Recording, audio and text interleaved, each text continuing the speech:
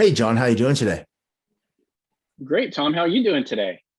I'm doing pretty well. The weather got a little humid and a little warmer here, and we had to turn on the AC. Oh man, yeah, our AC has been blasting out here in Central Texas with this humidity. So what you guys got, it's about I'll say 10 times worse here. I fully believe that. I grew up in Yuma, Arizona, and I don't miss triple digits anything for months on end, and going out there putting on football pads and a football helmet and doing 2 days practice. And nope, I don't miss it whatsoever. Nope, not at all. Yeah, yeah. I grew up in Mesa, so I'm with you, man. Oh, Doing track and field in August and stuff, and cross country, man. my It high was school, rough. my high school used to play you guys up in the East Valley region. Oh yeah, nice. Yeah, I'm yeah. sure we beat Actually, you. I think we got smashed by everybody. We weren't Yeah, on the. Yeah, our team needed a little help. Let's put it that way. yeah. No worries, man. And I wasn't I all the mean, help either. you're in your man. It's okay. Very, very right on. Hey, so currently we're having a 30 days or 30 vets in 30 days YouTube series going on. And this is my 21st episode. I'm talking with Jonathan Fisher today, and he is a transition member from the Army. My goal is to put a person behind a picture of a transitioning service member on LinkedIn. I also have a hashtag tomzacher Veterans Advice YouTube channel, which is where you see the full-length video of all these sessions that I've been having, and a LinkedIn group with the exact same name associated with it. My only hard rule for a LinkedIn group is no military profile picture. And all these views are of myself and not associated with the company that I work for. But this video has nothing to do with me. I'm just the one asking John questions. So on that note, who's John?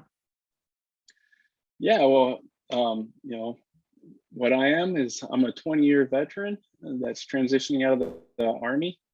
Coming in April will be my official day. I'll be starting transition leave in December, though. Oh, wow. Yeah, so it's coming up fast, a lot faster than what I thought. But I feel prepared for it. My time in the armies, I've been doing aviation the whole time, doing mechanics. I've first 10 years, I worked on helicopters, crewed on helicopters, did quite a bit of flying. And then the Army transitioned me into the unmanned realm, doing maintenance and supervising that. And Wow. I've That actually, sounds really awesome. yeah, it's been interesting. Everyone's saying it's the cutting edge. But in the end, maintenance is maintenance. Aviation maintenance is aviation maintenance. So it's just a little bit smaller than what I've been used to. There we go. But Right on. the last 3 years, though, I've actually been had a unique position to be working with the Operational Test Command for the Army, where what I do is I go and test all the new acquisitions that the Army's looking to get for aviation. So it's definitely opened up a new realm in the military in my last few years. That's been very interesting to learn about. That sounds really cool. So instead of doing maintenance on equipment that's like 30 years old, you're doing maintenance on equipment that's like 6 months old. Yeah, or ones that haven't even been purchased. Wow. Sometimes we're even doing stuff that's off the shelf commercial, or they're trying to bring in new companies to just get into the Army realm. So we always like to say that we're that last line of defense before the soldier gets a crappy piece of equipment. So we try to help block it to make sure that what the soldiers are getting is actually going to be something that's going to be helpful. That sounds really amazing. He said you're available in December, or was it April you're available? So being available in December is when I start terminal leave. Okay. So yeah, actually probably more January, because Christmas time and all that, trying to spend it with the family. So really be available in January. Fully understand. Awesome. Awesome. So over 20 years in military, you're able to obtain some certifications or some education, or work's been so busy you haven't been able to, or It's been difficult at times. I got an associate's after 10 years of trying. I think you said you did it 8 years at one time, so I might have you beat there. yeah, I did an associate's in 8 years. Yes, it was Yeah. very yes, it was very I got it done. Yeah. Well, yeah, I did mine in 10. So, Oh, nice. but the Nice. thing is that after I did that, I kind of caught that little bug, and that bug was my wife trying to push me. So since I did that, I was able to get a bachelor's in aeronautics, and then I still had that bug, so I went back and actually got a master's in management. Wow. Wow. Yeah, Awesome. and then still have a bug. So I've been doing certifications. I have the Lean Six Sigma Green Belt. Okay. And then I went into the IT realm, and right now I have the A plus for CompTIA and the CompTIA Network plus, and hopefully going to be sitting in the next 3 to 4 weeks for the Security plus. Nice. That would be awesome. Yeah. That'd be amazing. We got a little bit later talking about the A plus stuff, but just because we're talking a little about it a little bit earlier, I think it's a really awesome story you got going on there.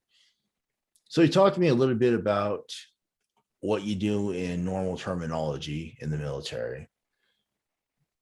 Do you want to keep doing that, or what type of job title are you looking for after the military?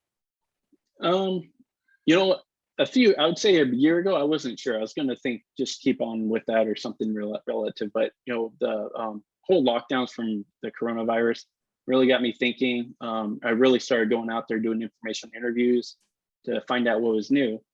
And that's when I kind of got a bug for the IT field and trying to figure out what I liked in that. Quickly realized that with the skills I have as a maintainer and the troubleshooting that I have and that I've attained, that going into like the hardware side and the networking, cybersecurity, all the analyst stuff, that kind of has a good knack for the troubleshooting and the critical thinking. So that's what kind of got me working into that path, and I've been enjoying it ever since. Nice. That sounds really fun, actually. Awesome. So now you get out of the military, you can choose anywhere you want to live. You don't have the Army telling you where to go. Or where are you trying to go next? Are you trying to stay where you are, or what's the next big idea you got going on? So right now I'm looking at going up to Utah, so Salt Lake area. Okay. And even up into like Idaho, Boise. My wife has most of her family that's kind of migrated there from California. Okay. And with that, you know, I've kind of given her the nod that, hey, you've followed me around for the last so many years in the military. It's time that we go where you want to go. You know, like we said, we're both from Arizona. I did picture an idea, a job I saw in Chandler area, and she kind of shot that down quickly. So I think Utah and Idaho, where it's a little bit cooler, that's where she wants to go. Nice. I think what's the name? Joseph Smiley from Northrop. I think he's up in the Salt Lake City area, isn't he? Yeah, he's up in Ogden, and he's definitely someone I talk to a bit, and me and him interact and share content. So he's a guy that I really like talking about and getting some information about the area. Awesome. Well, I don't want to get into the resources yet, but we're going to talk about those a little bit later in the video. But that's the first thing I thought about when he said Salt Lake area. I'm like, oh, I know Joseph. He's an awesome dude. I talked to him a couple times already. So yeah, awesome. So how did you ever get to know me, or how did we meet? How did we first meet, or how did you find out about these videos? So I'd probably have to go back to look at LinkedIn to see when we connected. It feels like it's been quite a few months, and it might have been through a veterati call. It might have been through like a network event with Vets to Industry or something, but whatever it was, or maybe someone just introduced us. I can't remember, but whatever it was, we connected really well, and we just started sharing content, tagging each other and stuff. And I think we just created a really good professional communication and engagement together that we just, I love listening and watching your content, and it looks like you like doing the same to me, because I see you sharing or commenting a lot on my stuff.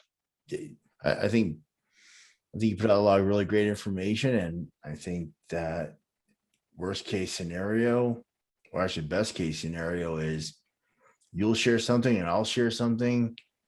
We'll have like Tyrone share something, and then Alfredo will share something, and we all share kind of the same content.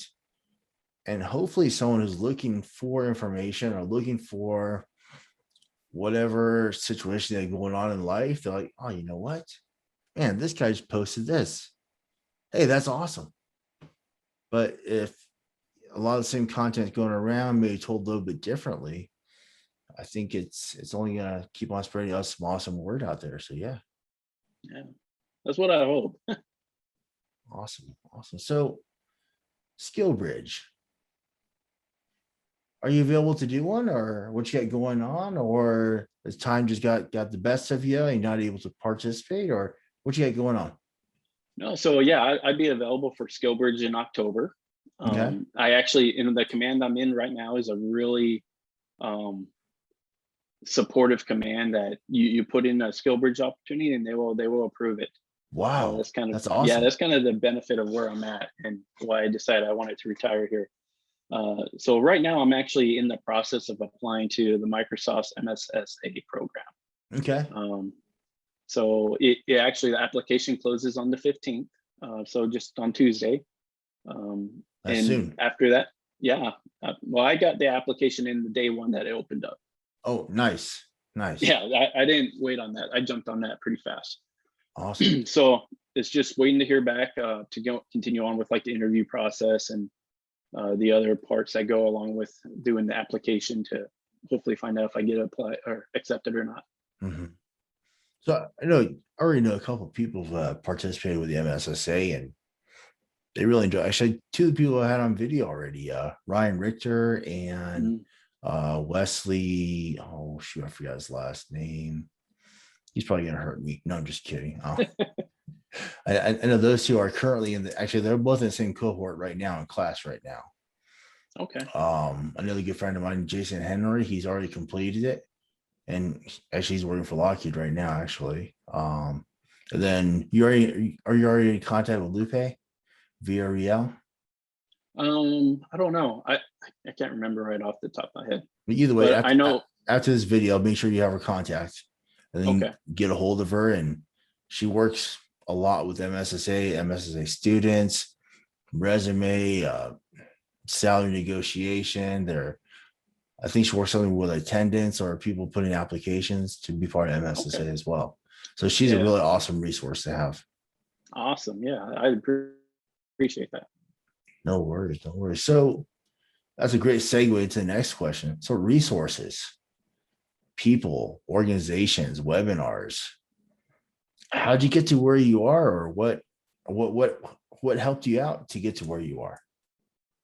Well, I'd say one of the first top ones I'd say is you being able to, the content that you have and helping me out kind of young in my LinkedIn profile, my LinkedIn career about a year ago. Definitely got into there, but I've also met some other great people like Lori Norris. I met her on a vets to industry networking call. And then she actually called me and her had a call to where she helped me kind of build a LinkedIn class to teach my command. Oh, wow. Okay. Yeah. So she was very helpful with that. And then she introduced me to her podcast of lessons learned from vets, which she was posting it or starting it up that weekend. So I was pretty much jumped right on that and listened to like every episode. Love listening to it when I go exercise and just hear everyone's story about what they've done, what they're learning, and even for the transitioning soldiers to be able to go on and do some Q&A with her. Yeah, she has some really awesome content. In fact, I got an email from her for me to be on her show, and I'm still a slacker. I haven't filled out the email yet from her. But hey, Lori, I'll get that done soon. But no, I love her podcast. I listen to them all the time, and great content. I like the way she puts out her information, and I want to learn how she does her background music. She has some really cool background music on her podcast that I really enjoy. Yeah, it's soothing to my soul. It really is, actually. So who else has helped you? So to go on with another podcaster, Ben Killoy. He's the podcaster that does the military vets, military dad vet podcast. Oh man, he's gonna kill me for this now. I completely my mind's shot. But he's got two ones that it's like we're both gonna die pretty soon then. Yeah, I think so. Yeah. So let's make sure we edit this good and get it posted before it's too late.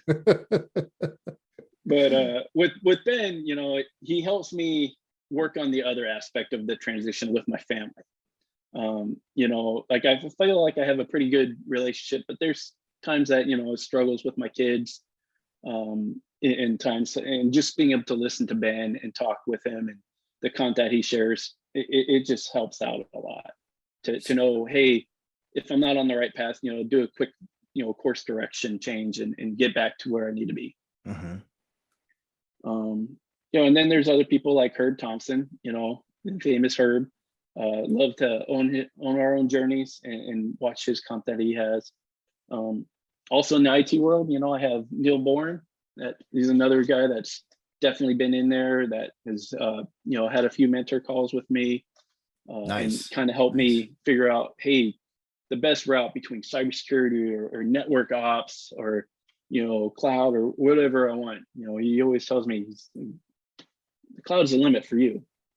You know, not saying MSCS, but you know, but you know, anything I want to do, you know, as long as I put into it, I have the ability to do it. Then there's John Delacruz, who's, you know, another transitioning guy with me that I feel like me and him are kind of battle buddies. You know, like we're about just a few months apart. I've never really met him, but I feel like a really good connection with him, that, hey, he shares his content, I share mine. It's very similar, kind of like with me and you, that we're able to just move on. I had him on video also. Awesome. Yeah, I can't wait to go back and look at that. And then there's Marina Rambik or Rambonik. Ooh, she's gonna kill me for that one. I'm sorry, Marina. Marina R. She's another awesome. one that's, yeah, I've had at least 2 mentorship calls with her, and really have worked through a lot, and you know, it just helped me getting ready for the VA claims. Nice. Along with Tyrone, Hewitt, being able to help out with all his content. You know, we talked about Joseph Smiley a little earlier. He's another great guy that has great content. You know, Andrew Yarbrough, he's another great guy that, you know, just, he's young, and I love the fact that he's so enthusiastic. To see someone who is not retiring, but to be on LinkedIn and be as engaged as he is, it pumps me up with him. Yeah, he actually, so his video is right before your video that I did today. Nice. So there you go. Okay. Oh, I'm following suit with the great guy. So there you go. There you go. Couldn't ask for anything more. And other organizations, you know, we talked about the Vets to Industry. USO Pathfinder has been great here at Fort Hood. You know, I have Audrey Charleston. Okay. It's hard to say her name. It's spelled weird too, but you know, she's been a great help to me as I'm getting ready to retire and transition. Just the resources that she makes sure that is available for me to see. Nice. Awesome. You mentioned a whole bunch of really awesome people. I think I know all except for maybe 1 or 2 of them. But yeah, you mentioned a whole bunch of really great people there, and a lot of people like to try to sit down and try to talk with, or pull them up on a quick Zoom session just to get to know who they are and such, and see how I can get some mentorship from them. Because I mean, sure, I talk to a lot of people, but I don't know all the answers. There's a lot of things I don't know.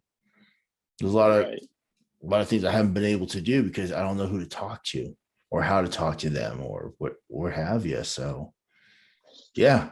In fact, Neil's one of them. I'll try to talk to him one of these days, but he has a pretty busy schedule. I got a busy schedule. I still didn't try to find him on Veterati as a mentee, try to hit him up. So yeah. Yeah, he's been on there, and I think that's the only way I've been able to hit him up pretty good. Nice. So you told me about your education, you told me about your certifications. What would you consider as your top 1 or 2 best achievements? Or if you had any failures, what's being one of your failures maybe you've had? Well, so in my Army career, you know, I would say some of the top achievements has been, especially in this the last little while with the job I do, you know, with the testing, you know, especially we had stuff planned, coronavirus hit, we had to quickly adjust fire and really assess how we can do it safely. And I think being able to find ways that we cut costs, because the product manager was a little concerned. So just being able to use all those different skills that I've learned in the military with leadership and, kind of logistics, to be able to put that into play a lot on a smaller scale, on a personal level, that I really saw a huge impact and effect right away.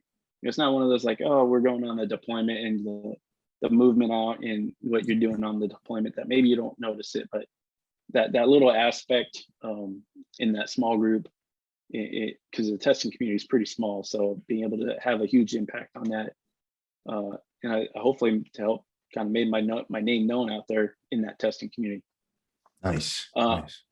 On a personal level, though, because I do want to get into IT, I decided I wanted to build my own computer from ground up, and that's been a struggle over the last three weeks. If anyone wants to go, they're more than welcome to check out my posts over the last few weeks.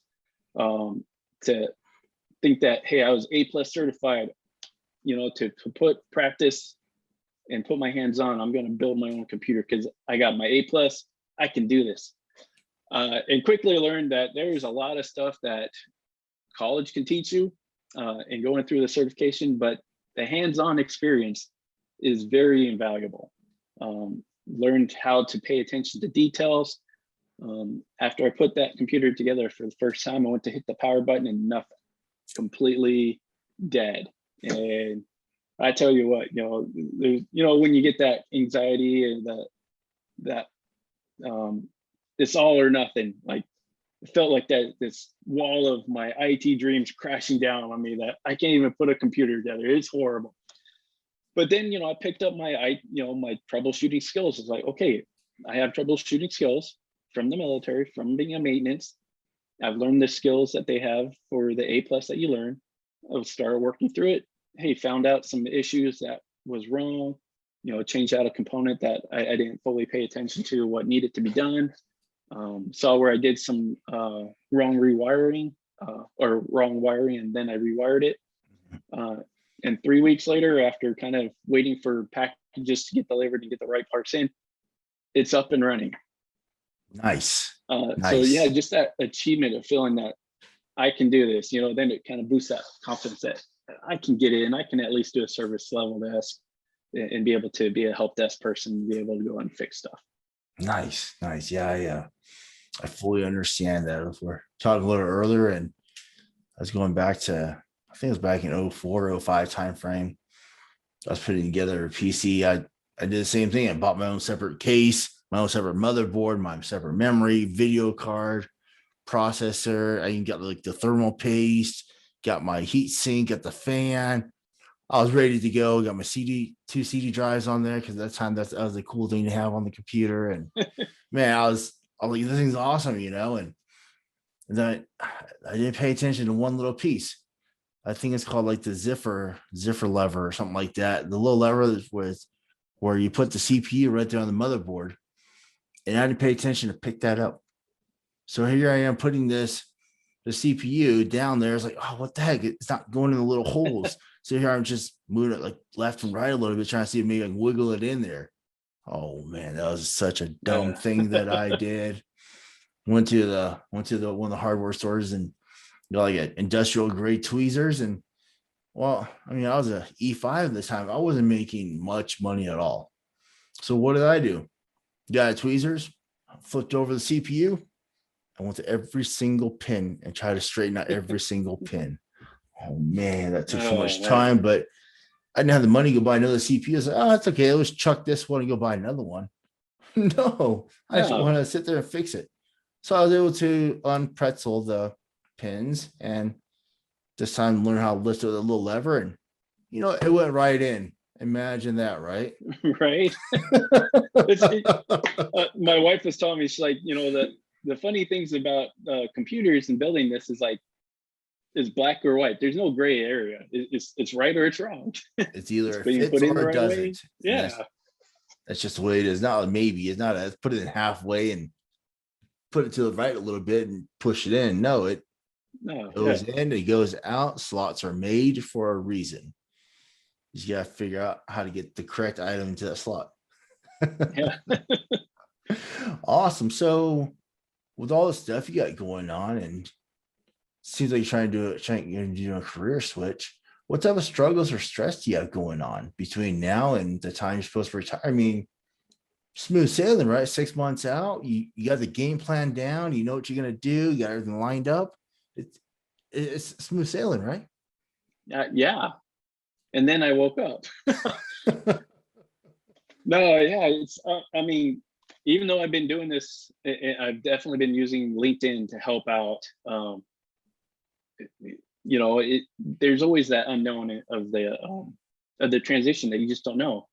You know, some of the stuff is, you know, I have little kids, so sometimes it's hard for me to kind of get on a lot of these webinars to kind of learn stuff, because my wife wants me to help out.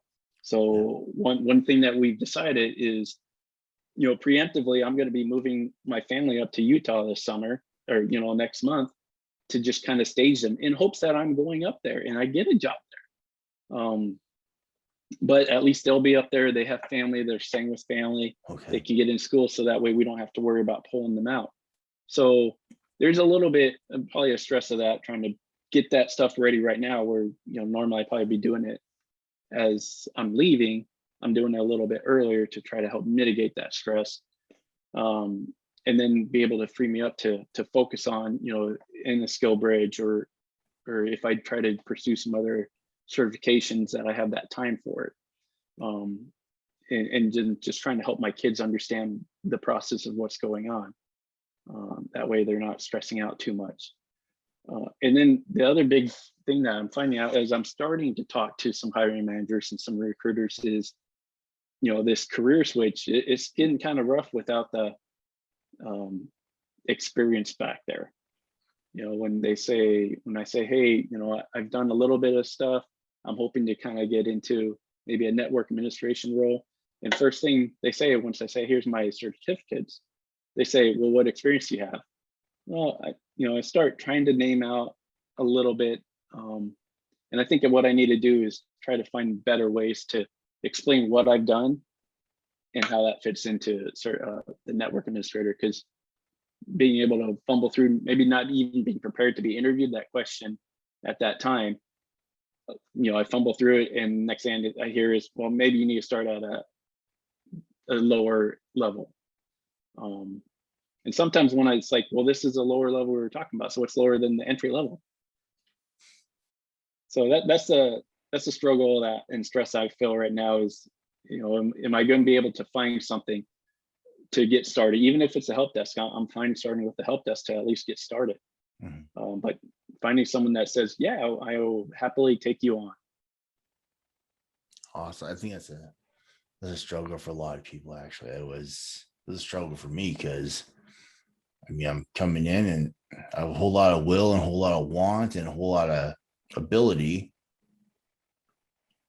but I don't sit there and do the same job for 9 hours a day, 2 years on end, doing the exact same role over and over again, where you can perfect it, become an SME, talk to it, speak to it while I was in the military.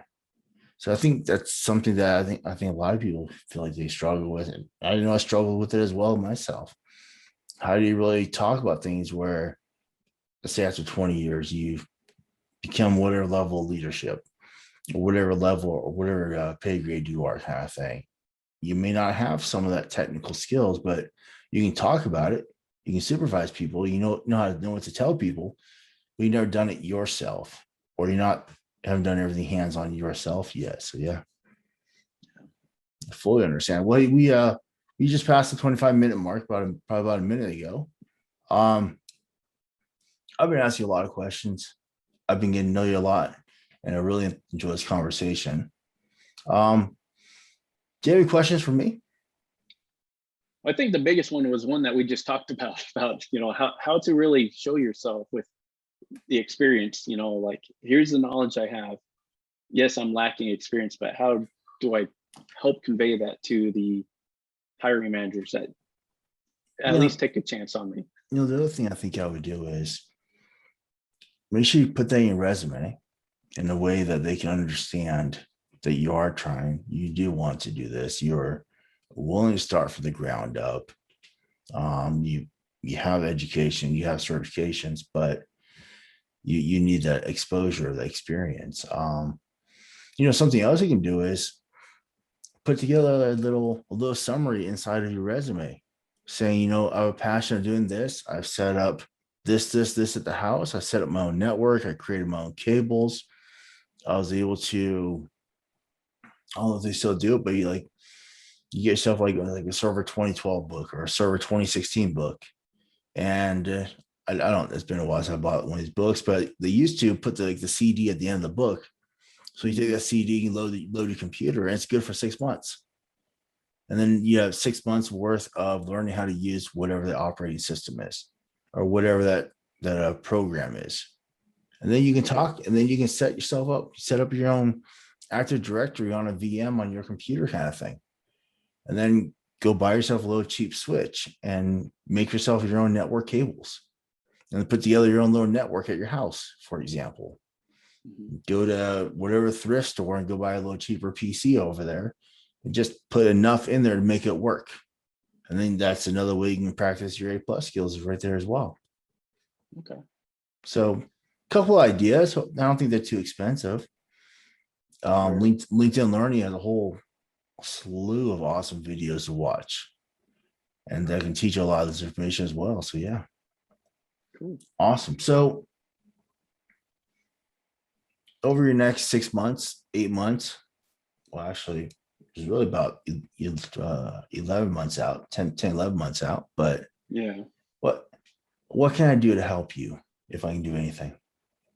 I think kind of doing what we've been doing, just tagging each other, sharing the content that I have, because I know you have a lot of followers, a lot of people that are connected with you, that just sharing stuff that, especially if it's related to going into the IT field that I have, to be able to share that, so that way maybe someone that I'm not connected with yet through you for some reason is able to then see it, and then that maybe can help make a change.